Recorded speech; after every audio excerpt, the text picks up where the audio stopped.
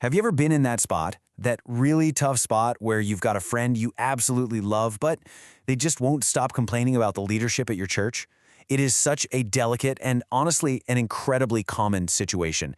So let's talk about it. Let's figure out how to navigate this in a way that honors your friend, but also honors your own fidelity. So this is the heart of the matter, right here. This question perfectly captures that feeling of being completely torn. On one hand, you want to be a good friend to someone who's clearly hurting, but on the other, you don't want to get sucked into this vortex of negativity that could end up poisoning your own heart. It really can feel like a total lose-lose situation. You know, we tend to fall into one of two ditches with this. First, you can just join in. You listen, you nod, you agree, and before you know it, their offense has become your offense. Or you go the other way. You just cut them off, maybe a little harshly, telling yourself you're standing for truth, but what you're actually doing is abandoning a wounded person. Neither of these is the right way forward. So to find the right path, we have to look a little deeper, because it's almost never just about a single complaint or one mistake. There are some really complex things happening just under the surface. Think about it. You're juggling loyalty to your friend with loyalty to your leaders. You're trying so hard to show compassion, but you can literally feel their negativity starting to contaminate your own spirit. And you're walking this razor-thin line between honest processing and just, well, gossip. Here's the key. When complaining becomes a constant default posture for someone, it's not really about a specific issue anymore. It's about a spirit of offense. And this is exactly why being a listening ear isn't a neutral act. It can actually be the first step down a really slippery slope that leads to some serious division. Let's break down how that actually happens. Okay, look at this timeline. It shows the progression perfectly. It all starts with a genuine hurt, right? Stage 1. But then it moves into brooding, where they're just replaying it over and over in their mind. And stage 3? Guess what? That's where you come in. You become the safe person for the murmuring. And that then escalates into these broad accusations, the they always and they never statements. And eventually, it just ends in division. By being the listener in stage 3, you might be unintentionally helping them get to stage 4. So, this is the question you have to ask yourself. It is a critical moment of decision. Is your friendship going to be like gasoline on the fire of her offense, or is it going to be the rope that helps pull her out of the pit? Your role here is way more active than you probably think. Scripture actually gives us two powerful pictures of this very choice. On one side, you've got Korah. He stood with the complainers against Moses, framed it all as a fight for justice, and ultimately shared their fate. But then you have Joshua and Caleb. They saw the exact same challenges as everyone else, but they refused to join that spirit of complaint. They made a choice to be compassionate, sure, but also spiritually separate. That's the model we're aiming for.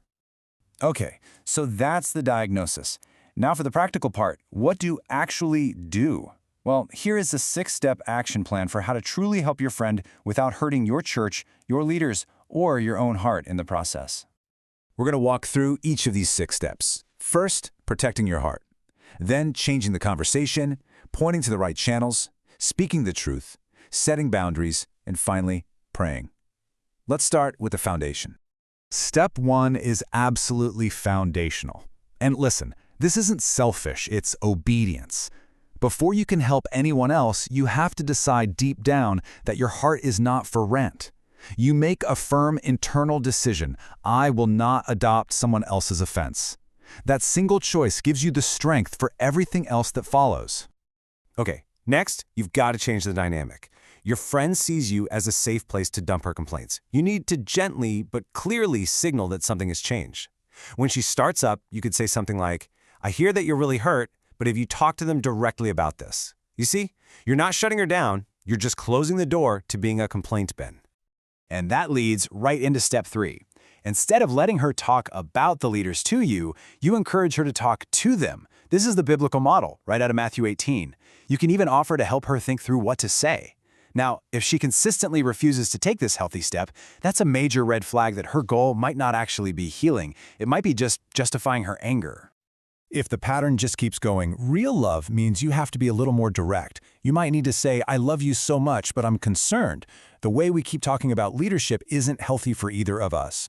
Now, she might get defensive, she might even accuse you of choosing sides, but you have to stay steady, and your response is crucial. I'm not choosing them over you, I'm choosing God's way, and I am here to help you heal, not to help you stay angry. Now, if she still persists after all of that, boundaries become an act of wisdom. This doesn't mean you ghost her or declare war on your friendship. It might just mean changing the subject firmly when she starts, or maybe meeting up in group settings where that kind of talk is less likely to happen. Remember, you're stepping away from the behavior, not rejecting her as a person. And finally, step 6. Through all of this, you absolutely must keep praying for her, that God would heal her heart. And just as importantly, you have to refuse to create your own little complaint circle by talking to other people about how she's always complaining.